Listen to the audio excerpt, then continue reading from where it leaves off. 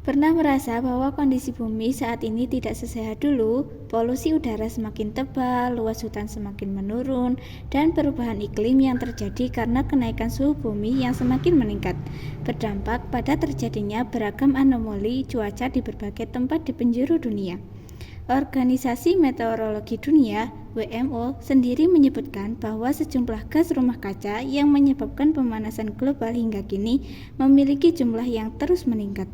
Jika tidak ada usaha-usaha yang dilakukan untuk menurunkan jumlah gas rumah kaca di atmosfer, maka kondisi bumi akan semakin memburuk dan membahayakan keberlangsungan hidup manusia. Salah satu penyebab global warming itu sendiri adalah penggunaan energi listrik yang berlebihan.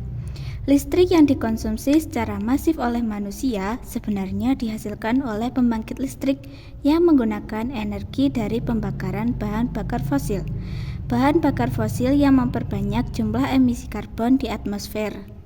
Meskipun kehidupan kita tidak bisa dipisahkan dengan penggunaan listrik, namun kita tetap bisa membuat penggunaannya lebih efisien dan tidak berlebihan. Sudah tidak ada alasan lagi bagi kita untuk tidak merawat bumi yang merupakan satu-satunya tempat tinggal kita. Kita pun bisa memulai dengan melakukan langkah-langkah kecil yang berkaitan dengan aktivitas kita sehari-hari. Nah, berikut ini adalah beberapa cara yang bisa dicoba untuk melakukan penghematan dalam penggunaan energi listrik dalam bumi yang sehat. Yang pertama, mencabut kabel tak terpakai. Tahukah kawan-kawan bahwa barang elektronik yang dimatikan namun kabelnya masih terhubung pada saklar sebenarnya masih menyedot energi listrik dan menghasilkan emisi yang merusak lapisan ozon? Ya, barang elektronik yang dalam kondisi off namun tidak dicabut kabelnya akan membuat energi listrik jadi terpakai sia-sia. Oleh karena itu, sebaiknya selesai menggunakan barang elektronik, langsung matikan lalu cabut kabelnya. Jangan biarkan barang-barang elektronik tersebut dalam kondisi standby, terutama untuk pemakaian televisi, laptop, radio, alat penanak nasi, dan barang elektronik lain yang seringkali dibiarkan dalam mode standby. Selain itu, biasakan pula untuk mematikan dan mencabut kabel barang-barang elektronik sebelum tidur.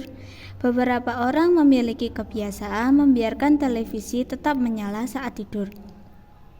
Hal ini tersebut menyebabkan pemborosan energi listrik yang tidak baik bagi bumi. Selain televisi, kurangi pula kebiasaan mengisi baterai handphone saat tidur karena selain akan membuat baterai handphone jadi mudah rusak, cara tersebut juga memicu penggunaan energi listrik. Langkah kedua yaitu mengontrol penggunaan lampu. Penggunaan lampu yang tidak efisien juga bisa meningkatkan penggunaan energi listrik yang tidak sedikit. Sebaiknya jangan menyalakan lampu di siang hari dan memanfaatkan sinar matahari dari luar sebagai sumber penerangan utama. Pastikan posisi penempatan furnitur di dalam rumah tidak menghalangi masuknya sinar matahari. Selain itu, sebaiknya ganti lampu pijar di rumah kawan-kawan dengan lampu hemat energi, seperti lampu LED. Selain memberikan cahaya yang lebih terang, lampu LED pun mengonsumsi daya yang lebih kecil jika dibandingkan lampu biasa, sehingga jauh lebih hemat energi. Langkah ketiga yaitu memakai listrik dengan sistem pulsa. Penggunaan listrik dengan sistem pulsa ini akan membantu Anda untuk lebih sadar dengan pola pemakaian listrik di rumah, sehingga lebih mudah bagi Anda untuk mengontrol pemakaiannya agar tidak berlebihan.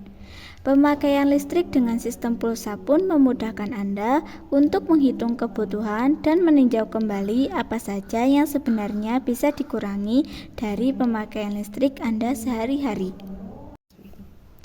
Langkah keempat, menggunakan AC yang dilengkapi R32. Dampak buruk penggunaan refrigeran atau freon terhadap lapisan ozon memang sudah sering kita dengar. Namun, tidak semua jenis freon berbahaya bagi lapisan pelindung bumi. Jenis freon yang paling berdampak buruk terhadap lapisan ozon adalah jenis CFC dan HFC yang mengeluarkan molekul klorin dan brom yang membuat lapisan ozon menipis.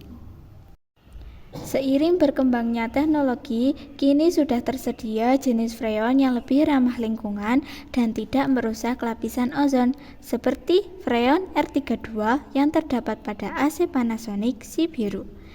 Jenis freon R32 dikatakan sebagai freon dengan potensi pemanasan global paling rendah jika dibandingkan dengan freon R22 dan R410A.